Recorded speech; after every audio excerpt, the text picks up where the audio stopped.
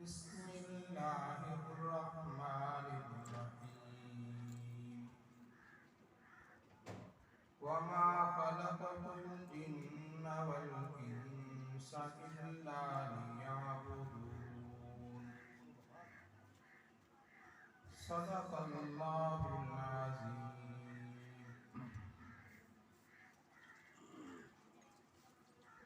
بزرگان محترم و برادران عزیز،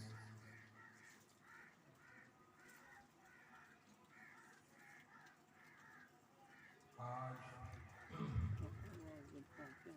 ہمارے سامنے دو قسم کے موضوع ہیں۔ ایک تو یہ ہے کہ مولوی محمد آصف کی شادی ہوئی، اور دوسرا اس مدرسے میں پڑھنے والے بچوں کی دستاربندی ہے۔ میں پہلی چیز کو سامنے رکھ کر چند باتیں آپ سے کروں گا۔ دعا ہے کہ وہ خالق کائنات حق سچ بیان کرنے کی اور اس پر عمل کرنے کی توفیق نصیب فرمائے۔ جو آیت مبارکہ آپ کے سامنے پڑھی ہے، اس کے اندر رب کائنات نے انسان اور جنات کی تخلیق کا مقصد بیان کرنا ہے کہ انسانوں اور جنوں کی تخلیق کا مقصد ہے اللہ کی عبادت۔ جس طرح نماز عبادت ہے، روزہ عبادت ہے، حج کرنا عبادت ہے، زکوٰۃ دینا عبادت ہے، اسی طرح نکاح کرنا بھی عبادت ہے۔ جس طرح ہماری شریعت نے نماز کا طریقہ بدلایا، روزے کا طریقہ بدلایا، زکوٰۃ کے احکام کی رہنمائی فرمائی، حج کا طریقہ بدلایا، اسی طرح نکاح کرنے کا بھی طریقہ بدلایا کہ اگر وہ نکاح ہم لوگ سنت کے مطابق کریں گے تو اس کے اندر خیر و برکات نازل ہوں گی، ہم برکتیں حاصل کر سکیں۔ اگر ہمارا یہ عمل سنت کے مطابق نہیں ہوگا تو جو نکاح کے اوپر برکات ہیں وہ ہم حاصل نہیں کر سکیں۔ سب سے پہلے چیز نکاح کے اندر عورت کا انتخاب ہے۔ حضور اکرم صلی اللہ علیہ وسلم کا ارشاد مبارک ہے،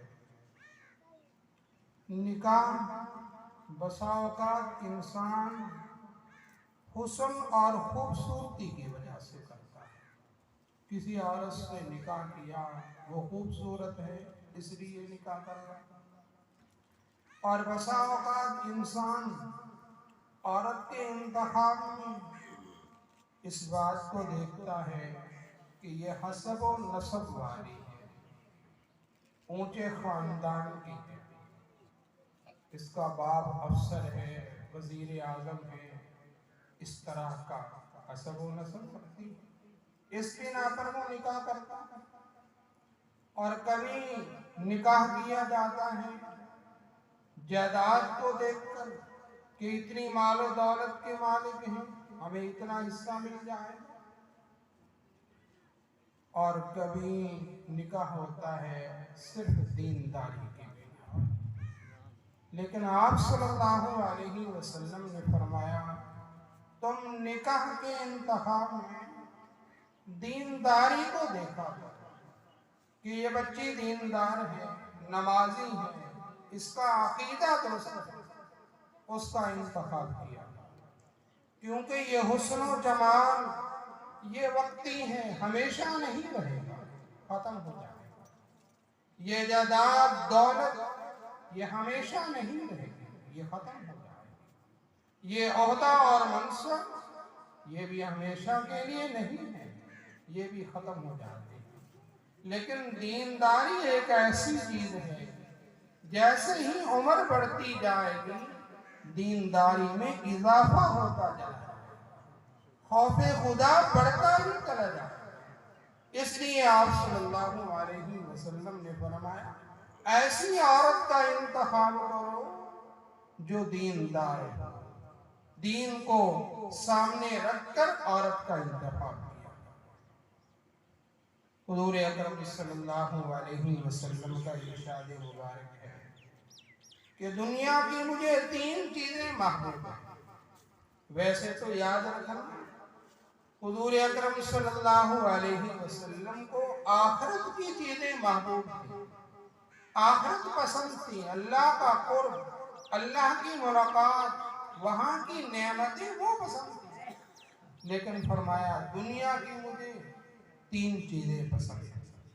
ان میں سے پہلی چیز آپ نے فرمایا مجھے خوشبو پسند ہے، اور دوسری چیز فرمایا نیک صالح اور جو نکاح کے اندر آ جائے وہ مجھے پسند ہے، کیونکہ جب انسان نیک صالح عورت سے نکاح کر لیتا ہے تو اس کا دلی سکون اس کو مل جاتا ہے، اس کا دین محفوظ ہو جاتا ہے، دین پر عمل کرنا اس کے لیے آسان ہے۔ اور تیسری چیز آپ صلی اللہ علیہ وسلم نے فرمایا میری آنکھوں کی ٹھنڈک نماز میں ہے۔ یہ 3 چیزیں آپ صلی اللہ علیہ وسلم نے فرمایا دنیا کی مجھے پسند ہے، اور 4 چیزیں ایسی ہیں جو تمام انبیاء کی سنت ہے۔ 4 چیزیں تمام انبیاء کی سنت ہے، ان میں سے ایک چیز ہے نکاح کرنا۔ نکاح کرنا تمام انبیاء کی سنت رہا ہے، اور دوسری چیز ختنہ کرنا اور مسواک کرنا، خوشبو لگانا، یہ 4 چیزیں تمام انبیاء کی سنت رہی ہیں۔ تو بسا اوقات تو انسان کے اوپر لازم ہوتا ہے نکاح کرنا، فرض کے درجے میں، بعض اوقات واجب کا درجہ، بعض سنت کا، اور بعض اوقات انسان کے لیے نکاح کرنا حرام ہوتا ہے۔ جس کو یقین ہے کہ میں بیوی کے حقوق بھی ادا نہیں کروں گا، ان کے اوپر ظلم و ستم کروں گا، ایسے شخص کے لیے نکاح کرنا حرام ہے۔ تو یہ نکاح تمام انبیاء کی سنت رہا ہے۔ حضور اکرم صلی اللہ علیہ وسلم کا ارشاد مبارک ہے شوہر اپنی بیوی کو جب محبت کی نگاہ سے دیکھتا ہے اور بیوی اپنے شوہر کو محبت کی نگاہ سے دیکھتی ہے، رب تعالیٰ ان دونوں کو اپنی رحمت کی نظر سے دیکھتا ہے، اپنی رحمت کی نظر سے۔ کتنی بڑی سعادت کی بات ہے کہ رب کائنات رحمت کی نظر سے دیکھ رہا ہے، کتنی بڑی سعادت۔ وہی عورت جو اجنبی تھی اگر دیکھتا تو یہ آنکھ کا زنا تھا، گناہ تھا، لیکن جب نکاح کے اندر آتی اب محبت کی نظر سے دونوں ایک دوسرے کو دیکھ رہے ہیں، رب تعالیٰ ان دونوں کو اپنی رحمت کی نظر سے دیکھ رہے ہیں۔ جس طرح مرد کے حقوق ہیں اسی طرح عورت کے بھی حقوق ہیں۔ ہم لوگ سمجھتے ہیں کہ مرد کا جو ہے فلاں بھی حق ہے، فلاں بھی حق ہے، کچھ عورت کے بھی مرد کے اوپر حقوق ہوتے ہیں، ان کو بھی ذرا پڑھ لیا کرو، علماء سے سن لیا کرو، سمجھ لیا کرو۔ حضور اکرم صلی اللہ علیہ وسلم نے ان چیزوں کی تعلیمات دی۔ مسلم شریف کی حدیث مبارکہ میں آتا ہے ایک صحابی نے حضور اکرم صلی اللہ علیہ وسلم کی دعوت کی کہ آقا علیہ السلام میرا خیال ہے میں آپ کی دعوت کرنا چاہتا ہوں۔ حضور اکرم صلی اللہ علیہ وسلم نے فرمایا کیا عائشہ بھی میرے ساتھ ہوگی؟ آپ صلی اللہ علیہ وسلم کی محبوب بیوی، آپ نے فرمایا عائشہ بھی میرے ساتھ ہوگی؟ سادہ زمانہ تھا۔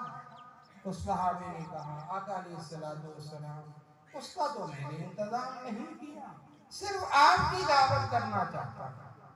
آپ صلی اللہ علیہ وسلم نے فرمایا میں یہ دعوت قبول نہیں کرتا۔ آپ نے انکار کر دیا۔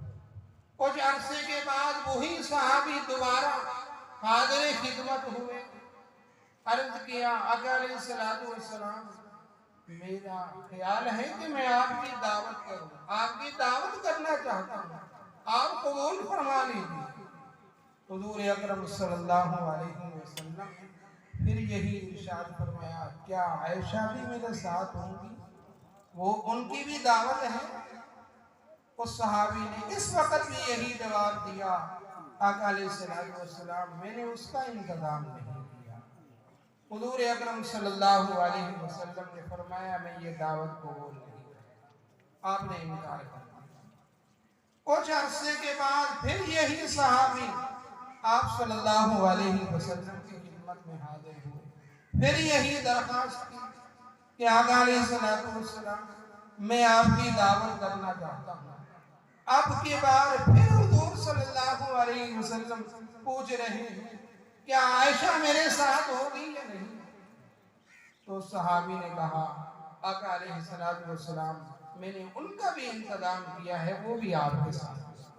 تو اس وقت حضور صلی اللہ علیہ وسلم نے اس صحابی کی دعوت کو قبول کیا۔ تو جائز تفریحات، پردے کی حالت میں اپنی بیوی کو لے جانا یہ شرعاً کوئی خلاف نہیں ہے۔ جس طرح مرد کے حقوق ہیں اسی طرح عورت کے بھی حقوق ہیں۔ تو میں نے یہی شروع میں عرض کیا کہ آج ہم نماز، روزہ، حج، زکوٰۃ ان چیزوں کو تو عبادت سمجھتے ہیں۔ یاد رکھنا جس طرح یہ چیزیں عبادت ہیں اسی طرح نکاح کرنا بھی عبادت ہے، اور یہ نکاح کرنا انسان کی جنت میں بلندی کا سبب بھی بنتا ہے۔ یہی اولاد ہوگی نکاح کے ذریعے سے نیک صالح اولاد ہوگی، اور یہی نیک صالح اولاد کل قیامت کے دن انسان کی نجات کا ذریعہ بھی ہے اور اس کی بلندی کا ذریعہ بھی ہے۔ دعا ہے کہ رب تعالیٰ مجھے اور آپ کو ان کہیں سنی باتوں پر عمل کرنے کی توفیق نصیب فرمائے۔ وما علینا